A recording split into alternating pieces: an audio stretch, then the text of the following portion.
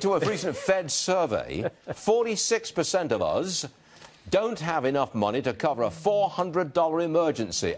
I don't believe that, James. I'm sorry, but $400, half the population of America can't get together $400. Are you kidding? Yeah, it's obviously, if true, it's a deep concern, and I think it may be when you look at consumer debt versus let's say the pre-financial crisis. In some ways, it's come down, but student loans has gone up.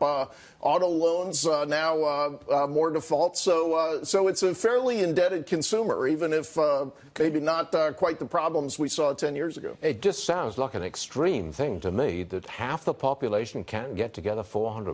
And it does seem extreme. Obviously, one solution would be better paying jobs. We've seen the middle class, for the working class and the middle class, wages have stagnated. Now, as we said over the past year, up 2.9%. We're starting to see that turn around with deregulation and the other policies that the Trump administration is pursuing.